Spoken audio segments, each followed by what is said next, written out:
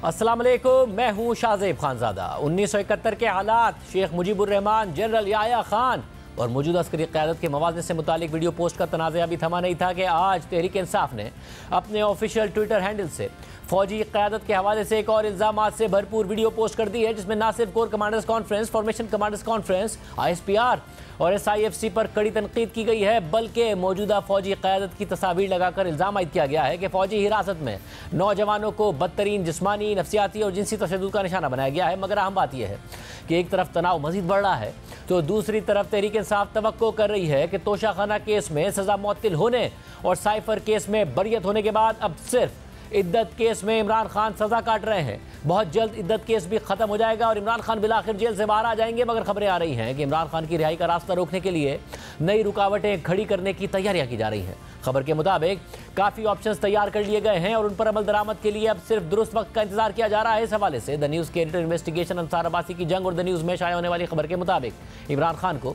अदालतों से रिलीफ मिल रहा है, लेकिन हुकाम के पास इमरान खान को गैर मुय्यना मुद्दत तक जेल की सलाखों के पीछे रखने के लिए ऑप्शंस मौजूद हैं।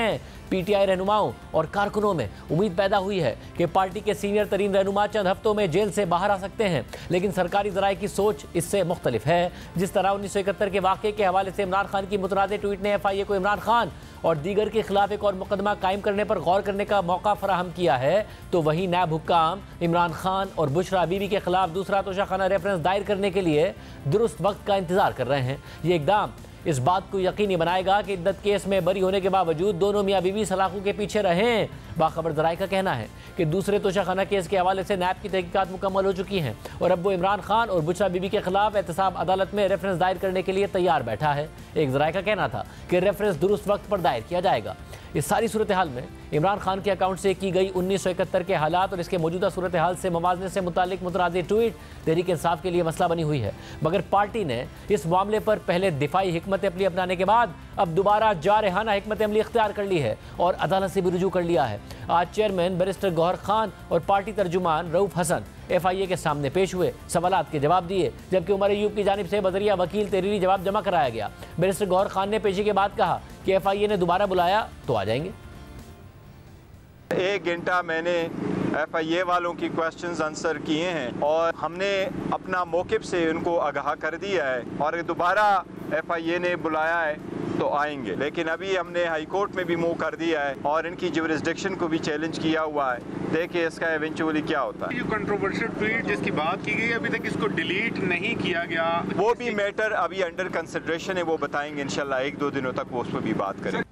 मुतनाज़ ट्वीट पर FIA के नोटिस को बैरिस्टर गौहर खान और रऊफ हसन ने इस्लामाबाद हाईकोर्ट में चैलेंज किया था, जिस पर आज जस्टिस मोहसिन अख्तर कियानी ने FIA को बैरिस्टर गौहर खान और रऊफ हसन के खिलाफ तादीबी कार्रवाई से रोक दिया है और हिरासान ना करने का हुक्म दे दिया है। साथ ही FIA को नोटिस जारी करते हुए समाअत 25 जून तक मुलतवी कर दी और यह भी कहा है कि बैरिस्टर गौहर खान और रऊफ हसन FIA में पेश होकर अपना बयान रिकॉर्ड कराएं। सिर्फ यही नहीं, खुद तहरीक इंसाफ के अंदर भी इस मुतनाज़ ट्वीट पर बहस जारी है। मगर आज एक और ट्वीट कर दी गई है। जियो न्यूज़ के नुमाइंदे हैदर शराजी के मुताबिक तहरीक इंसाफ ने सोशल मीडिया से मुतालिक पार्टी पॉलिसी बनाने का फैसला कर लिया है। ज़राए के मुताबिक समाजी राब्तों की वेबसाइट पर बयानात तस्दीक के बाद जारी किए जाएंगे। फैसला सियासी कमेटी की जानिब से मुतनाज़ ट्वीट से पैदा होने वाली सूरत हाल के पेश नज़र किया गया है। सियासी कमेटी की जानिब से मुतनाज़ ट्वीट का मामला लीगल कमेटी को भेजने की हिदायत की गई है। पार्टी और मरकजी क़यादत के सोशल मीडिया अकाउंट्स की मॉनिटरिंग का मैकेनिज्म बनाया जाएगा। सोशल मीडिया पॉलिसी के मंदरजात पर इमरान खान को ब्रीफिंग दी जाएगी और रवा हफ्ते इमरान खान से हतमी मंजूरी ली जाएगी। इस हवाले से अगले 24 घंटे में मरकजी क़यादत जेल में इमरान खान से मुलाकात करेगी।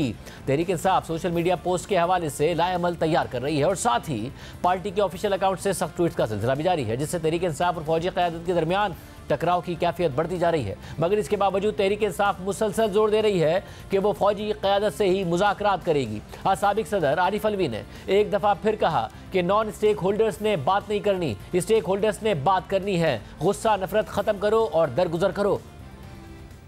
इमरान खान को भी ये ऑफर दी गई कि या तुम शहर छोड़ो, तो इमरान खान ने कहा कि मैं मर जाऊंगा, पाकिस्तान नहीं छोड़ूंगा। अब इमरान खान अगर कहे कि हमीदुर रहमान कमीशन रिपोर्ट पढ़ लो तो लोगों को तकलीफ होती है। भाई किस बात की तकलीफ? वो रिपोर्ट पाकिस्तान की है, अमेरिका की नहीं है। अब भी मैं कहता हूँ कि जो धांधली से इख्तिदार में आए, चलो उनको कोई अथॉरिटी दे दो। कोई घर के लिए बात करने जाऊँ तो किससे बात? घर के मालिक को तलाश करूँगा। अगर चौकीदार कहता है कि मैं घर का मालिक बन गया हूँ तो उससे बात करूँगा। मैं माली से तो बात नहीं करूँगा। बाहर जो खड़ा हुआ है ठेले वाला, उससे थोड़ी बात करूँगा। ये जो फॉर्म 45 वाले हैं, ये 47 वाले हैं, ये तो ठेले वाले भी नहीं हैं। ठेले वालों की भी कोई इज्जत होती है यार। कोई 50 आदमी उससे मुसलसल रोज़ाना सौदा लेते होंगे। ये तो 50 आदमियों के बीच में जाने के काबिल नहीं है। नॉन स्टेक होल्डर्स ने बात नहीं करनी, स्टेक होल्डर्स ने बात करनी। गुस्सा, नफरत ख़त्म करो, दरगुजर करो मामलात को। ये 9 मई पाल लिया, इसमें जनाब जज्बाती एतबार से आके निकल गए। जो आपस में खौफ है कि इमरान खान आज़ाद होगा तो क्या करेगा, तो इमरान खान ने कहा कि मैं आज़ाद होकर सबको दरगुजर करूँगा, कौम को जोड़ूंगा। आजकल जो लोग हैं जो इमरान खान को सज़ा देने की नीयत करते हैं और सज़ा देने की कोशिश की है और झूठी सज़ाएं दी हैं, उनका नाम भी खाक में मिल जाएगा। दूसरी तरफ कल सुप्रीम कोर्ट में नैब तरामीम केस में इंट्रा कोर्ट अपील पर अहम समाअत होने जा रही है। इस केस की गुज़िश्ता 2 समाअतों से बानी पीटीआई इमरान खान अटियाला जेल से वीडियो लिंक के जरिए पेश हो रहे हैं। गुज़िश्ता हफ्ते होने वाली समाअत में एडवोकेट जनरल खैबर पख्तूनख्वा ने इस केस की समाअत लाइव नशर करने की दरख्वास्त की थी, जिस पर सुप्रीम कोर्ट के 5 रुकनी बेंच में से एक जज ने इख्तलाफ किया था। चीफ जस्टिस काजी फायज ईसा, जस्टिस अमीनुद्दीन खान, जस्टिस जमाल खान मंदूखेल और जस्टिस हसन अजहर रिजवी ने एडवोकेट जनरल खैबर पख्तूनख्वा की दरख्वास्त मुस्तरद कर दी थी, जिसकी तफसीली वजूहात हफ्ते को जारी होने वाले तहरीरी हुक्मनामे में दर्ज की गई थी। जबकि फैसले से इख्तलाफ करने वाले जज जस्टिस अतर मिनल्लाह का इख्तलाफी नोट आज सामने आ गया है। जस्टिस अतर मिनल्लाह ने अपने इख्तलाफी नोट में लिखा है कि इस केस में दरख्वास्त गुजार इमरान खान एक अहम सियासी जमात के बानी और लीडर हैं। उन्होंने नैब ऑर्डिनेंस में तरामीम को इस अदालत में चैलेंज किया था, जिसे इस अदालत ने आर्टिकल 184(3) के तहत सुना। इस अदालत ने 2-1 की अक्सरियत से इन तरामीम को इख्तियारात से तजावुज़ करार दिया था। हमारे सामने मौजूद ये दरख्वास्त भी उसी का तसलसल है। जवाब दहिंदा यानी इमरान खान ने 14 मई को इस अदालत के सामने पेश होने और दलाइल देने की दरख्वास्त की थी, जिसके बाद 16 मई को वो पहली बार इस अदालत के सामने पेश हुए। उस दिन इस केस की लाइव नशरियात बेंच की जानिब से कोई भी ऑर्डर पास किए बगैर रोक दी गई थी। जब एक केस की समाअत लाइव नशर हो रही हो तो उसको तब तक रोका नहीं जा सकता जब तक अदालत मुतमईन हो और ऐसा करना अवामी मफाद में ज़रूरी समझती हो। जस्टिस अतर मिनल्लाह के इख्तलाफी नोट के मुताबिक जवाब दहिंदा ने 1999 के ऑर्डिनेंस में की गई तब्दीलियों को चैलेंज किया था। कौमी इदारा एहतसाब यानी नैब का किरदार खुद ही इंतहाई अवामी अहमियत का मामला है। अब तक ऐसे काफ़ी दस्तावेजी सबूत मौजूद हैं जो बताते हैं कि नैब अवाम के मुंतखब नुमाइंदों की करप्शन और करप्ट प्रैक्टिसेस के खिलाफ एहतसाब के लिए बनाया गया था, लेकिन इसका सियासी इंजीनियरिंग के लिए कसरत से इस्तेमाल किया गया। नैब को हासिल सख्त और सवाबदीदी इख्तियारात का हुकूमत के मुखालिफिन और नाकदीन को डराने, हिरासा करने और तजलील करने के लिए इस्तेमाल किया गया। इख्तिलाफी राय रखने वालों और सियासी मुखालिफिन की मनमानी गिरफ्तारियों और तजलील ने आइन के तहत जमानत शुदा बुनियादी हुकूक की संगीन खिलाफ वर्जियों को जन्म दिया। तकरीबन वो तमाम अफराद जिन्होंने वज़ीर आज़म का ओहदा संभाला वो नैब के ज़ालिमाना और मनमाने इख्तियारात का शिकार हुए हैं। जवाब दहिंदा इमरान खान जो कि साबिक वज़ीर आज़म हैं, उन्होंने एक अखबार को दिए गए इंटरव्यू में बताया कि जब वो वज़ीर आज़म थे तब साबिक army chief general retired Qamar Javed Bajwa का हुक्म चलता था। साबिक आर्मी चीफ का हवाला देते हुए उन्होंने कहा कि वो सुपर किंग थे, वो सबसे ऊपर थे, वो नैब को भी कंट्रोल कर रहे थे और किसी का भी एहतसाब उनकी मर्जी के बगैर नहीं होता था। एक और साबिक वज़ीर आज़म मियां मोहम्मद नवाज शरीफ के बारे में कहा जाता है कि उन्होंने एक दफ़ा पार्टी की मरकजी एग्जीक्यूटिव कमेटी को मुखातिब करते हुए कहा था कि उनकी मालूमात के मुताबिक पार्लियामेंट को कोई और चला रहा है। 2 साबिक वज़राए आज़म की जानिब से दिए गए इन दोनों बयानात की तस्दीक साबिक army chief general Qamar Javed Bajwa ने खुद अपनी तकरीर में की थी, जब उन्होंने इदारे की सियासत में मुदाखलत का जिक्र किया था। रिपोर्ट किया जाता है कि उन्होंने इदारे पर तनकीद की वजूहात को तस्लीम करते हुए कहा था कि इदारे की सियासत में 70 साल से मुदाखलत गैर आईनी है। उन्होंने वाज़ेह तौर पर कहा था कि इसीलिए गुज़िश्ता साल फरवरी में हमने काफ़ी सोच विचार के बाद फैसला किया कि अब हम किसी सियासी मामले में मुदाखलत नहीं करेंगे। नैब की जानिब से मनमानी और इख्तियारात के ज़ालिमाना इस्तेमाल के जरिए बुनियादी हुकूक की खुल्लम खुल्ला खिलाफ वर्जी इस अदालत के बतौर बुनियादी हुकूक के मुहाफिज किरदार पर ऐसा दाग है जिसे धोना मुश्किल मुश्किल होगा। जस्टिस अतहर मिन अल्लाह ने मजीद लिखा है कि जवाबदेहिंदा यानी इमरान खान के किसी भी साबिक वजीर आजम की तरह मुल्क भर में करोड़ों फॉलोअर्स हैं। हालिया इंतखाबात के नताइज इस बात का सबूत है। वो वाकई कोई आम कैदी या आम मुजरिम नहीं है। इसलिए इस अदालत की अप्रोच करोड़ों फॉलोअर्स और उनके मुंतखब नुमाइंदों के हक में होनी चाहिए, बजाय इसके कि दहाइयों बाद एक नाकाबिल तलाफी दाग को मिटाने की जरूरत पेश आए। गुज़िश्ता 76 सालों में अवाम के मुंतखब करदा नुमाइंदों के साथ होने वाले सलूक के बाद इस आईनी अदालत के पास और कोई चॉइस नहीं रहती कि वो अपने सवाबदीदी इख्तियारात एहतियात से इस्तेमाल करे। अदालतें और उसके जजेस वाज़े हक़ाइक़ को नज़रअंदाज करते हुए अब मजीद अपना सर ज़मीन में नहीं छुपा सकते। अवाम का एतमाद बहाल रखने और उसे बढ़ाने के लिए ज़रूरी है कि उन्हें अदालती कार्रवाई तक रसाई दी जाए ताकि वह खुद कार्रवाई देख सकें। जस्टिस अतहर मिन अल्लाह ने अपने इख्तिलाफी नोट में साबिक वज़ीर आज़म के केसेस का हवाला देते हुए अदालती कार्रवाई को लाइव नशर करने पर जोर दिया है, जबकि जस्टिस काजी फ़ाइज़ ईसा समेत 4 जजेस ने इसकी मुखालफत की। उनके फैसले से जस्टिस अमीनुद्दीन, जस्टिस जमाल बंदूखेल और जस्टिस हसन अजहर रिजवी ने इत्तफाक किया था। इस केस की 30 मई को होने वाली आखिरी समाअत के तहरीरी हुक्मनामे के मुताबिक खैबर पख्तूनख्वा हुकूमत की जानिब से अदालती कार्रवाई बराह रास्त दिखाने की दरख्वास्त दी गई। दरख्वास्त में जवाब पेश किया गया कि केस की अदालती कार्रवाई बराह रास्त नशर न करना इम्तियाजी सलूक है। खैबर पख्तूनख्वा हुकूमत की जानिब से पेश किया गया जवाब हक़ाइक़ से मुनाफी है। बहुत कम मुकदमात की कार्रवाई बराह रास्त दिखाई गई, जबकि कुछ मुकदमात की बराह रास्त नशरियात दिखाई गई, जिसको बाद में रोक दिया गया। खैबर पख्तूनख्वा हुकूमत की दरख्वास्त में कोई कानूनी नुक्ता बयान नहीं किया गया। ये नहीं बताया गया कि ऐसा करने से खैबर पख्तूनख्वा हुकूमत के बुनियादी हुकूक से कैसे निराब किया जा रहा है। दरख्वास्त मुस्तरद की जाती है। तहरीरी ऑर्डर के मुताबिक अब तक 40 मुकदमात की समाअत में अदालती कार्रवाई को बराह रास्त दिखाया गया है। इस केस में अदालती कार्रवाई को लाइव दिखाने को ज़ाती मकासद के लिए इस्तेमाल करने के इम्कानात को रद्द नहीं किया जा सकता। नैब तरामीम मरकजी केस की 53 समातें हुई। उन 53 समातों में इमरान खान एक मरतबा भी सुप्रीम कोर्ट में पेश नहीं हुए। उन 53 अदालती समातों में इमरान खान ने बराह रास्त नशरियात की कोई दरख्वास्त नहीं की। ना ही खैबर पख्तूनख्वा हुकूमत ने 53 समातों में अदालती कार्रवाई बराह रास्त दिखाने की दरख्वास्त की। खैबर पख्तूनख्वा हुकूमत इस केस में फरीक नहीं है। इमरान खान नैब तरामीम के खिलाफ दायर दरख्वास्त में कभी भी खुद अदालत के सामने पेश नहीं हुए। नैब तरामीम केस में इमरान खान ने ख्वाजा हारिस की खिदमत बतौर वकील हासिल की। इमरान खान ने अपनी दरख्वास्त में कहीं भी खैबर पख्तूनख्वा हुकूमत को फरीक नहीं बनाया। तहरीरी ऑर्डर के मुताबिक 15 सितंबर 2023 को नैब तरामीम फैसले के खिलाफ अपीलें दायर हुई। इंट्रा कोर्ट अपीलों पर इमरान खान को जेल में नोटिस भेजा गया और उनकी अपनी दरख्वास्त पर उन्हें वीडियो लिंक की सहूलत की इजाज़त दी गई। इमरान खान ने वुकला से मुलाकात की इजाज़त मांगी, जो उन्हें दे दी गई। अगरचे इमरान खान की नुमाइंदगी अब वुकला करेंगे, लेकिन उनकी वीडियो लिंक की सहूलत मौजूद रहेगी। फैसले के मुताबिक सियासी जमात के सरबराह को अगर सुना जाए तो इम्कान होता है कि अदालती कार्रवाई को सियासी मकासद और पॉइंट स्कोरिंग के लिए इस्तेमाल किया जाएगा। अदालत की ये खदशात अदालती कार्रवाई के अख्ताम पर दुरुस्त साबित हुए। मिस्टर इमरान खान नियाजी ने बात करते हुए आम इंतखाबात पर जुडिशल कमीशन बनाने का जिक्र कर दिया। इन मामलात का नैब तरामीम इंट्रा कोर्ट अपीलों से कोई ताल्लुक नहीं है। इस मुकदमे में लाइव स्ट्रीमिंग की दरख्वास्त नाकाबिल समात और मेरिट पर पूरा नहीं उतरती। ये सारे के सारे मामलात हुए। आज जैसे अतहर मिन अल्लाह का नोट आया वो हमने आपके सामने रखा, 4 जजेस की राय भी आपके सामने रखी, और अब इतलात आ रही है कि हुकूमत इमरान खान साहब को जेल में रखने की तैयारियां कर रही है। तहरीक इंसाफ को उम्मीद है कि वो रिहा हो जाएंगे। अदालतों से सबसे ज़्यादा उम्मीद है सीनियर कोर्ट रिपोर्टर हसनात मलिक साहब हमारे साथ मौजूद है। हसनात मलिक साहब, बहुत शुक्रिया हमें में ज्वाइन करने के लिए।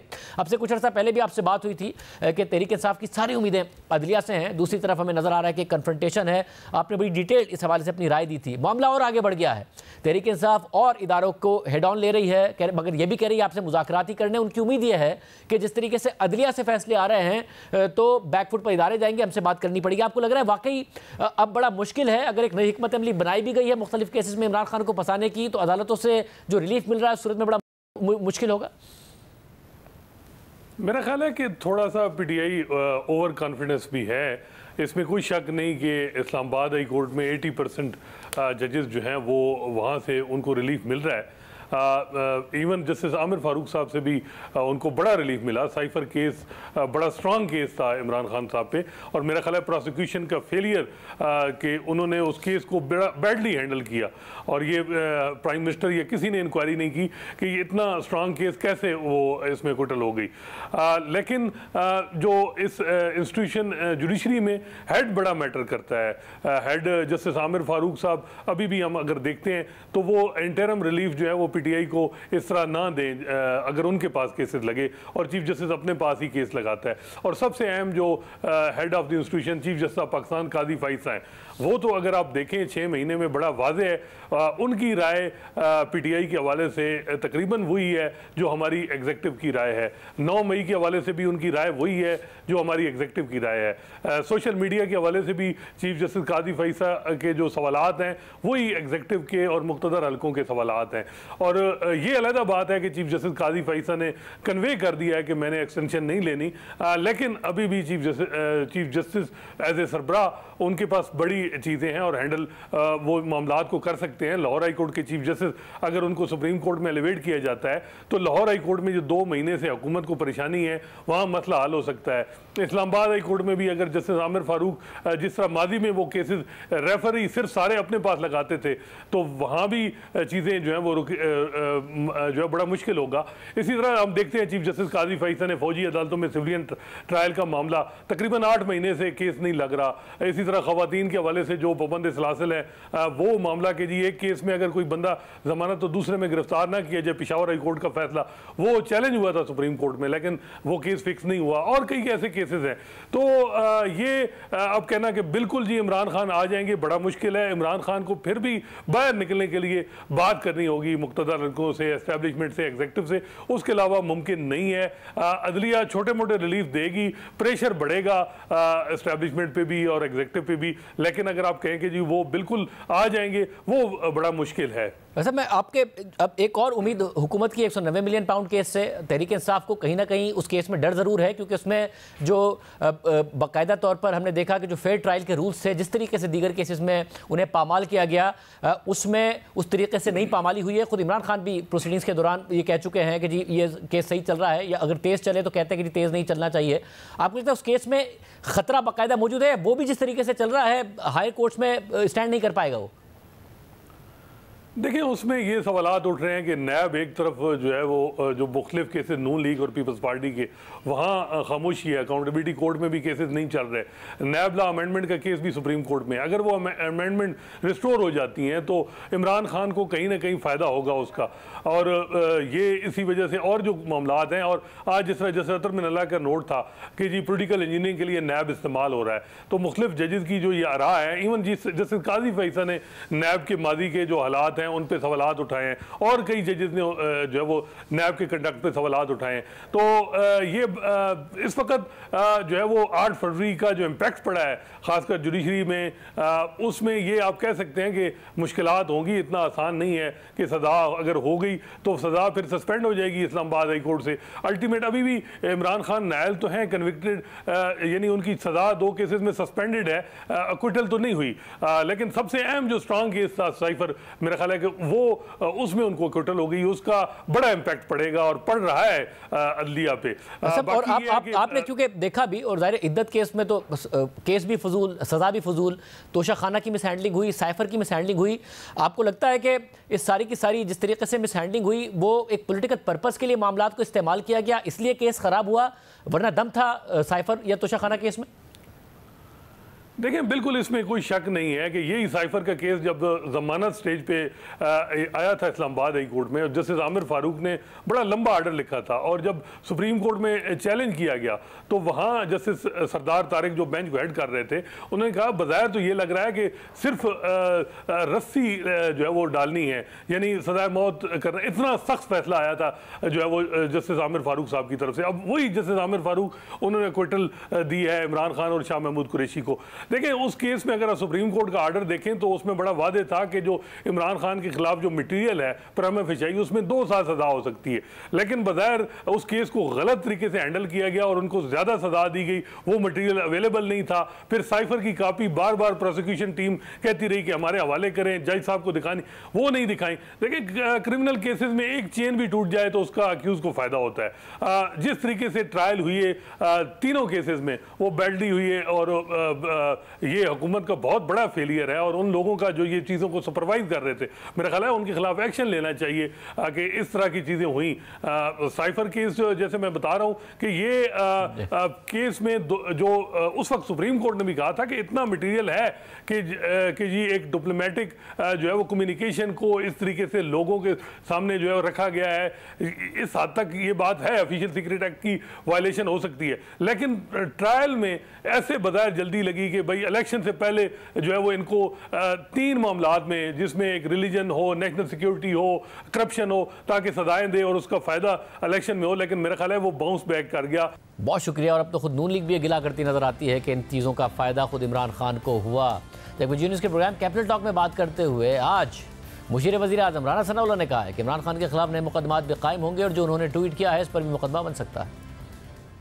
नए मुकदमात भी कायम हो रहे हैं, सुना गद्दारी का मुकदमा भी बना रहे हैं। जी बिल्कुल, नए मुकदमात भी कायम होंगे, हो रहे हैं। जो उन्होंने ये ट्वीट किया है तो आप अगर उसको देखें बगौर, तो जो उन्होंने कहा है तो उसके ऊपर फिर मुकदमा तो बन सकता है, बनाया जा सकता है। सियासी कशीदगी के बढ़ने में आपको गुंजाइश बाकी नहीं है, ये बढ़ चुकी है। और अब देखें 2 ही रास्ते हैं। एक रास्ता जो है वो जमहूरियत का रास्ता है जो डायलॉग से शुरू होता है, और दूसरा रास्ता है कि मैं किसी को नहीं छोड़ूंगा, मैं सबको जेलों में डालूंगा, मैं किसी से बात नहीं करूंगा, वो तसादम का रास्ता है। तो अब इसमें डायलॉग का रास्ता जो है, मुझे तो लगता है कि शायद वो रास्ता अब मुमकिन नहीं रहा। प्राइम ब्रेक शामिल करते हैं और फिर जिक्र होगा अदालतों में आज एक और अहम मामला हुआ है, उसके तफसीलात आपके सामने रखेंगे ब्रेक के बाद।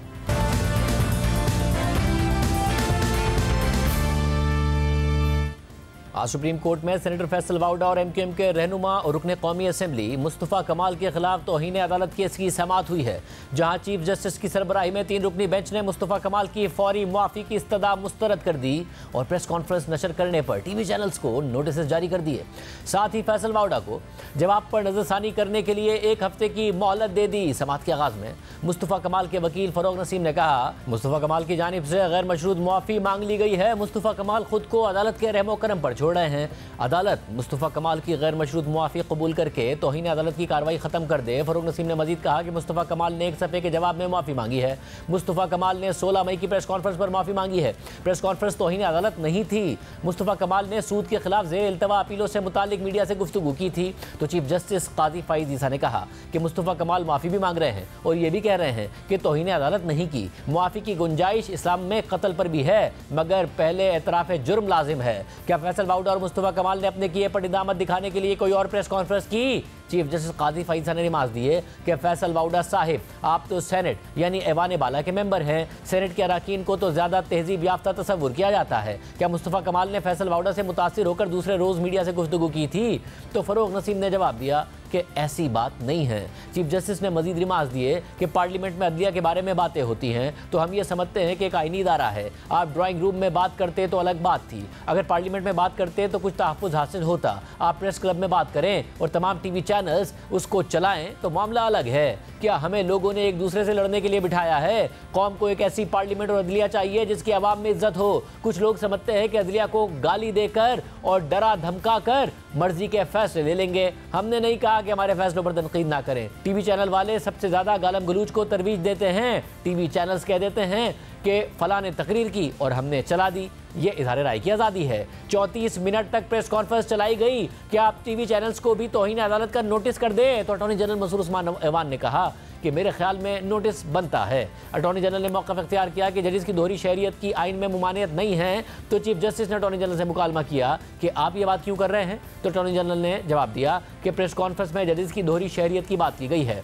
जजिस के कंडक्ट पर बात करना तौहीन अदालत में आता है। अराकीन पार्लियामेंट को बात करते हुए एहतियात करनी चाहिए। पार्लियामेंट में भी जजिस के कंडक्ट को ज़ेर बहस नहीं लाया जा सकता, जबकि अदालत को भी इसी तरह ऐवान की कार्रवाई पर इख्तियार नहीं है। अटॉर्नी जनरल ने मजीद कहा कि दोनों मुल्जिमान को याद दिलाना चाहता हूँ कि वो अराकीन पार्लियामेंट हैं, रुकने पार्लियामेंट दोहरी शहरियत नहीं रख सकता, जो पार्लियामेंट का ही बनाया गया कानून है। तो इस मौके पर चीफ जस्टिस काजी फ़ाइज़ ईसा ने रिमार्क दिए कि हमारे सामने दोहरी शहरियत का मामला नहीं बल्कि तौहीन अदालत का केस है। इस दौरान चीफ जस्टिस ने मजीद कहा कि पेमरा ने अजीब कानून बना दिया है कि अदालती कार्रवाई रिपोर्ट नहीं होगी, ये ज्यादती है। अदालती कार्रवाई क्यों रिपोर्ट नहीं होगी? ऐसी प्रेस कॉन्फ्रेंस नशर होती रही तो कोई मसला नहीं हुआ, मगर अदालती कार्रवाई से मसला है। इस पर पेमरा के वकील ने कहा कि मुझे अभी इससे मुताल्लिक हिदायत नहीं है। तो इसके बाद सुप्रीम कोर्ट ने अदालती रिपोर्टिंग पर पाबंदी से मुताल्लिक पेमरा से जवाब तलब कर लिया। चीफ जस्टिस ने रिमार्क दिए कि प्रेस क्लब के बजाय हमारे सामने खड़े होकर बात करते। क्या ऐसी गालम गलूच किसी और मुल्क में भी होती है? मुझे जितनी गालियां पड़ी हैं शायद किसी को ना पड़ी हो। अपनी जात पर नोटिस नहीं लिया, आपने अदलिया पर बात की इसलिए नोटिस लिया। मुझे ऊपर वाले से डर लगता है, जिसने गाली दी उसे भी इंसाफ देना है। इस मौके पर फैसल वाउडा के वकील मुईज़ अहमद ने मौक़िफ़ इख्तियार किया कि फैसल वाउडा पेमरा से मुताल्लिक बात करना चाहते हैं। तो चीफ जस्टिस ने उनसे कहा कि आप वकील हैं, कि आप माफ़ी नहीं मांगना चाहते? तो फैसल वाउडा के वकील ने जवाब दिया कि जवाब जमा करा दिया है, अदालत में पढ़ना चाहता हूँ। तो चीफ जस्टिस ने सवाल किया कि आपके क्लाइंट ने कहा क्या है, पहले देखते हैं कि तौहीन अदालत बनती है या नहीं। फैसल वाउडा के वकील ने जवाब दिया कि मैं इस प्रेस कॉन्फ्रेंस के बाद होने वाले सवाल जवाब पढ़ना चाहता हूं। तो जस्टिस इरफान साजिद खान ने रिमार्क्स दिए कि आपने सहाफ़ी के जवाब में वाज़े कहा कि जस्टिस बाबर सत्तार और जस्टिस अतर मिनल्लाह के खिलाफ बात करने आया हूं। चीफ जस्टिस ने पूछा कि आप इस प्रेस कॉन्फ्रेंस से किसकी खिदमत करना चाहते थे? क्या आपने कोई कानून बदलने के लिए कौमी असम्बली में बिल पेश किया? क्या हमने कभी कहा कि फ़लाँ सेनेटर ने इतने दिन इजलास में शिरकत क्यों नहीं की? क्या कभी हमने ये कहा कि फ़लाँ को पार्लियामेंट ने तौसी क्यों दे दी? आपने किस हैसियत में मीडिया टॉक की? आप क्या बार काउंसिल के जज हैं? यहाँ भी लोग बैठे हैं, बड़ी बड़ी ट्वीट्स कर जाते हैं, जो करना है करें, बस झूठ तो ना बोलें। चीफ जस्टिस ने कहा कि हम अभी कुछ भी नहीं कर रहे हैं, पहले कंडक्ट देखेंगे। तो इस मौके पर मुस्तफ़ा कमाल के वकील फ़रोग नसीम ने जवाब दिया कि 16 मई के बाद मुस्तफ़ा कमाल ने इस गुफ्तगू के हक में एक लफ्ज़ नहीं बोला। तो अटॉर्नी जनरल मंसूर उस्मान अमान ने कहा कि मुस्तफ़ा कमाल को इशारा मिल गया है, वो प्रेस कॉन्फ्रेंस करेंगे। इस पर चीफ जस्टिस ने अटॉर्नी जनरल से कहा कि आप प्रोसिक्यूटर हैं, ऐसी बात ना करें, झूठ बोलने से डॉलर मिलते हैं। सारे सहाफ़ियों को हमने बचाया, अदालती फैसलों पर ज़रूर तनकीद करें, उड़ा कर रख दें, मगर झूठ ना बोलें।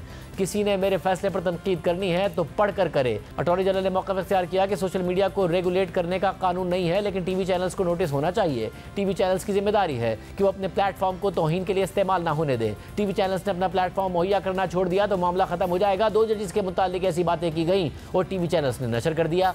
दौरान समात मुस्तफ़ा कमाल के वकील फ़रोग नसीम ने कहा कि मुस्तफ़ा कमाल की हद तक नोटिस वापस ले लें। मुस्तफ़ा कमाल सूद को अल्लाह के साथ जंग कहते हैं और इस केस का फैसला चाहते हैं। तो चीफ जस्टिस ने रिमार्क दिए कि मुझे तो लगा कि मजहबी जमातों का केस है, पहली बार पता चला कि MQM भी शरीक है। इसके बाद चीफ जस्टिस काजी फ़ाइज़ ने आज की समात का हुक्मनामा लिखवाते हुए पूछा कि फैसल वाउडा माफ़ी मांग रहे हैं या नहीं। तो उनके वकील ने जवाब दिया कि मुशावरत के बाद सुप्रीम कोर्ट को आगाह करेंगे। तो अदालत ने फैसल वाउडा से दोबारा 1 हफ्ते में जवाब तलब कर लिया। सुप्रीम कोर्ट ने मजीद कहा कि तौहीन आमेज़ मवाद नशर करना भी तौहीन में आता है। टीवी चैनल्स को सुप्रीम कोर्ट के नोटिस पेमरा के जरिए भेजे जाएं। चैनल्स 2 हफ्ते में बताएं कि उनके खिलाफ भी तौहीन अदालत की कार्रवाई क्यों ना की जाए। सुप्रीम कोर्ट ने केस की मजीद समात 28 जून तक मुलतवी कर दी। समात के बाद सुप्रीम कोर्ट के बाहर मीडिया से गुफ्तगू करते हुए फैसल वाउडा का कहना था कि माफ़ी मांगने में कोई मसला नहीं है, लेकिन माफ़ी के लिए कोई गलती करना भी तो ज़रूरी है। जबकि मुस्तफ़ा कमाल ने कहा कि मेरी गुफ्तगू में कोई तौहीन वाली बात नहीं है, लेकिन फिर भी अदालत से गैर मशरूत माफ़ी मांग दी। माफ़ी तो थड़े के ऊपर बैठे हुए आदमी से ही मांगी जा सकती है, कोई मसला नहीं है, माफ़ी मांगना कोई गुनाह नहीं है। लेकिन माफ़ी के लिए कोई गलती भी तो करनी ज़रूरी है। अगर मैंने कोई गलती की है तो मैं थड़े में बैठे हुए आदमी के साथ कैमरे के सामने जाके हाथ पकड़ के हाथ जोड़ के ही माफ़ी मांग लूँगा, मुझे उसकी कोई प्रॉब्लम नहीं है। मेरी मर्जी है ना, जब मैं करूँगा। फिक्र क्यों कर रहे हैं आप? हर चीज़ एक ही दिन तो नहीं हो जाएगी ना भाई, आपको भी खबरें मिलेगी, हमें भी मिलेगी। अभी एक एक्शन हुआ है, दूसरा एक्शन होगा, चौथा एक्शन होगा, 5वां एक्शन होगा, एक्शन चलते रहेंगे। बैरिस्टर साहब से पूछा गया कि आप इस तमाम कंडक्ट में कोई कॉन्टेम्प्ट देखते हैं, तो उन्होंने अपनी राय जाहिर की कि मेरी पूरी गुफ्तगू में कोई ऐसी बात नहीं है। लेकिन अगर फिर भी अदालत को किसी बात पे नागवारी गुजरी है, due to respect to the judiciary, हमने उस पर अपॉलोजी कर ली है, हमने उनको अपने अपॉलोजी को अनकंडीशनल अपॉलोजी टेंडर की है। इससे पहले हमने अपने प्रोग्राम में फैसल वाउडा और मुस्तफ़ा कमाल से माफ़ी से मुतालिक सवाल किया था, तो देखिए उन्होंने क्या जवाब दिया। जब समात होगी, आपसे सवालात होंगे, तो उस वक्त भी कायम रहेंगे या माफ़ी मांगेंगे अदालत के सामने जाके? फिर मुझे अगर गलती पे किसी कमज़ोर, किसी चपरासी से ही माफी मांगनी पड़ेगी, मैं पब्लिकली माफी मांगूंगा। आप याद रखें कि फौजी बूट रखने पे मुझे पूरे पाकिस्तान के सबसे तगड़े लोगों का प्रेशर था, इंक्लूडिंग इमरान खान का। मैंने कहा था नहीं माफी मांगूंगा, इसलिए नहीं कहा था कि मैं कोई तोप तुरब खान चीज हूं, मैंने इसलिए कहा था कि मैंने कभी भी फौज के ऊपर अटैक नहीं किया था। ये जो आपने बात की है, मुझे अटैक समझ रहा था तो मैं सही था तो मैंने नहीं माफी मांगी। इस बात की तफसीलात तो बता दें। I never targeted the army. ये बड़ी मिस्ट्री है, ये बड़ी मिस्ट्री है। आपने एक वाकये की जिक्र कर दिया, मैं इस वाले टॉपिक पे आ रहा हूं। ये बड़ी मिस्ट्री है क्योंकि उस वक्त ख्याल ये हुआ था कि बड़े इख्तिलाफात हो गए थे। इमरान खान साहब ने आपको मना किया था कि माफी ना मांगना, ये जो बूट रखा है। आप ये कह रहे इमरान खान ने भी कहा था माफी मांगो, आपने नहीं मांगी, क्या हुआ था ये? जी सर मुझे अपनी वालदा की कसम है, कहना तो नहीं चाहिए, कसम लेनी चाहिए टीवी के ऊपर, लेकिन मुझे इमरान खान साहब और पूरे इदारे के तगड़ों ने प्रेशर कुकर में डाल दिया था। मैंने कहा था नहीं मांगूंगा माफी, इसलिए नहीं मांगूंगा कि मैंने फौज के ऊपर किया ही नहीं था अटैक। अगर उनको लगा है अटैक तो गलती है, आप मेरे बॉस से मुझे निकाल दे, माफी नहीं मांगूंगा, मैं ठीक था। अगर मुझसे गलती हुई होती, मैं हाथ जोड़ के फौज क्या, जजेस क्या, मैं चपरासी से भी माफी मांग लूंगा। मैं शर्म नहीं और इदारे के बड़े आप कह रहे जनरल बाजवा, जनरल फैज हमीद, इमरान खान, इन तीनों ने आपसे कहा कि नहीं माफी मांगनी पड़ेगी। जी सर जी सर, पैमरा में जाके देखें मेरे लिए क्या लिखा गया था, प्लीज देखें, प्रेशर कुकर में था, खड़ा रहा मैं अपनी चीज के ऊपर। अल्लाह पे मेरा तकिया है, बंदों पे नहीं है सर। सर कटवा दूंगा अगर गलत नहीं होगा, वैसे मगर हुआ तो माफी मांग लूंगा। मगर नोटिस जारी हो गया आपको? हाँ, तो आप जवाब देंगे, माफ़ी मांगेंगे, क्या करें? नहीं, मेरा नहीं ख्याल है कोई ऐसी बात की है कि जिसके ऊपर जो मुझे नोटिस आना चाहिए। कोई मैंने गलत बात नहीं की है, और आप मेरी बात को दोबारा बार बार सुने तो मैंने कोई गलत बात नहीं। कोई जजेस के ऊपर कोई तनकीद या कोई उनके ऊपर कोई उनका नाम लेकर या उनके ऊपर सारी चीज़ें नहीं, ये तो जो चीज़ें सोशल मीडिया पे टीवी पे चल रही हैं उसी को मैंने प्रोड्यूस किया है और उसी के ऊपर मैंने सवाल किया है। डेफिनेटली जो एक हर पाकिस्तानी का हक है, मैंने कोई बात नहीं। प्रोग्राम में एक ब्रेक, उसके बाद जिक्र होगा। नरेंद्र मोदी हुकूमत तो बनाने जा रहे हैं मगर इत्तेहादी अपनी डिमांड सामने रख रहे हैं क्योंकि सादा अक्सरियत उन्हें नहीं मिली है। बात करेंगे ब्रेक के बाद।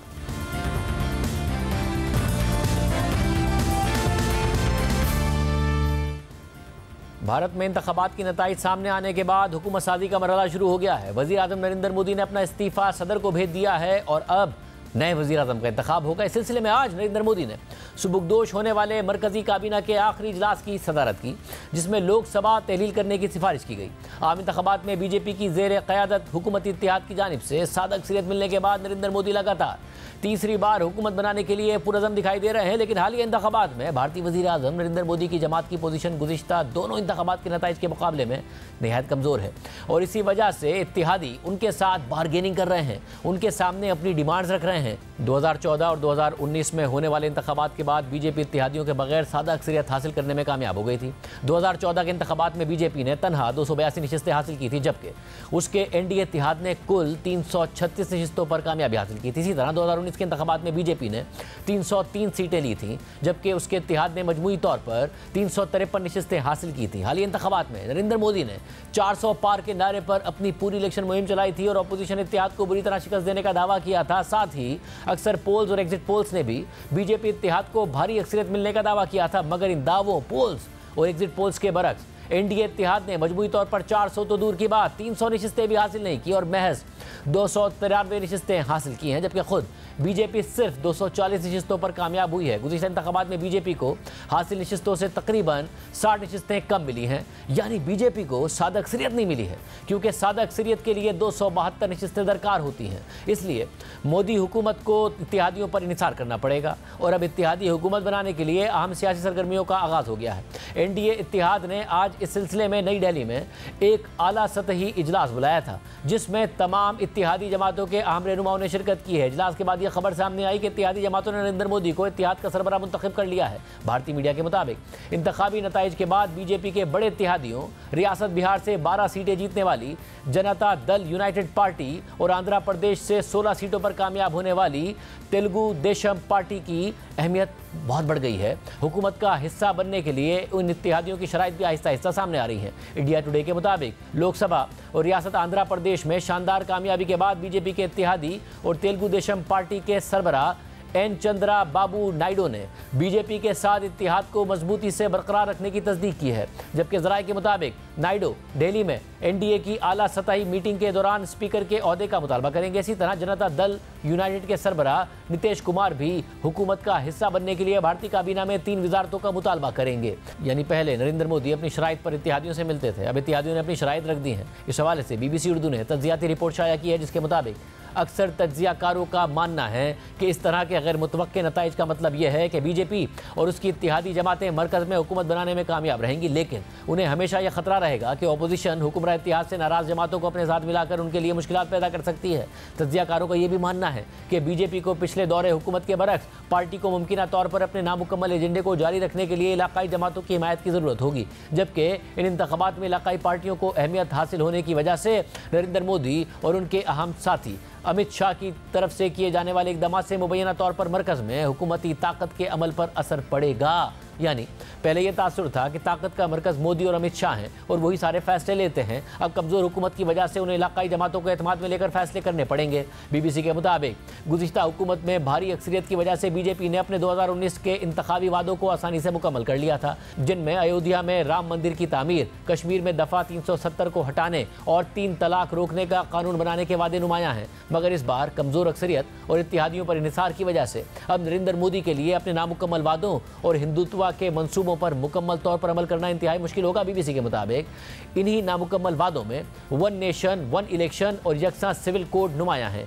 वन नेशन वन इलेक्शन वादे के तहत बीजेपी पार्लिमानी और रियासती असेंबली के इंतखाबात एक ही वक्त में करवाना चाहती है। बीजेपी माजी में कई बार कह चुकी है कि इससे हुकूमतों को बार बार इंतखाबात कराने के बजाय हुक्मरानी पर तवज्जो मरकूज करने में मदद मिलेगी। यकसा सिविल कोड के तहत बीजेपी ने अक़लियतों के शादी और विरासत के कवानीन को ख़त्म करने का इरादा जाहिर किया था। इस सारी सूरत हाल में बीजेपी को माजी की तरह इंतहा पसंद रवैयों के बजाय एक मॉडरेट रवैया अख्तियार करना पड़ सकता है, जो उसके हिंदुत्व मंसूबे पर काम को मुश्किल बना देगा। सिर्फ यही नहीं, बीजेपी को इन इंतखाबात में चंद बड़ी रियासतों में बड़ी शिकस्त से दो चार होना पड़ा, जहां से माजी में बीजेपी को हिंदुत्व नजरियात की बुनियाद पर भारी वोट मिले थे। रियासत महाराष्ट्र और उत्तर प्रदेश में बीजेपी की शिकस्त इसकी बड़ी मिसालें हैं।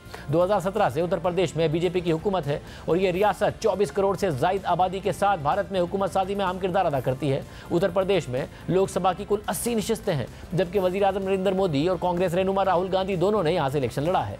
2019 में बीजेपी ने यहाँ से तनहा 62 नशिस्तें हासिल की थी, लेकिन 2024 के इंतखाबात में बीजेपी को यहाँ से धचका लगा है और वो सिर्फ 33 नशिस्तों पर ही कामयाब हो चुकी है और कांग्रेस की ज़रिए क़यादत इंडिया इत्तेहाद ने यहाँ से कुल 43 नशिस्तें हासिल की हैं। इस रियासत की अहम बात यह भी है कि बीजेपी का मुस्तकबिल में चेहरा समझे जाने वाले कट्टर हिंदू रहनुमा योगी आदित्यनाथ 2017 से यहाँ के वज़ीर आला हैं। दूसरी अहम बात यह भी है कि बीजेपी उत्तर प्रदेश में उस हल्के से भी हार गई जहाँ पर नरेंद्र मोदी ने बाबरी मस्जिद की जगह पर राम मंदिर की तामीर मुकम्मल होने से पहले ही इंतखाबी मुहिम के दौरान बहुत बड़े इंतखाबी तकरीब का एहतमाम किया था, जिसमें मारूफ भारतीय फिल्म स्टार्स और कारोबारी शख्सियात ने शिरकत की थी। इसी तरह बीजेपी को रियासत महाराष्ट्र में भी शिकस्त का सामना करना पड़ा है, जहां से उसे 2019 में आसानी से कामयाबी हासिल हुई थी। हालिया इंतखाबात में कांग्रेस इत्तेहाद ने महाराष्ट्र के 48 में से 30 नशिस्तों पर कामयाबी हासिल की है, जबकि बीजेपी इत्तेहाद सिर्फ 17 सीटें ही जीत सका है, जिनमें से बीजेपी ने खुद सिर्फ 9 सीटें जीती हैं, जबकि 2019 में उसे यहाँ से 23 सीटें मिली थीं। इसी तरह बीजेपी को वेस्ट बंगाल और केरला में भी शिकस्त का सामना करना पड़ा है। आज के प्रोग्राम में इतना ही। अल्लाह हाफ़िज़।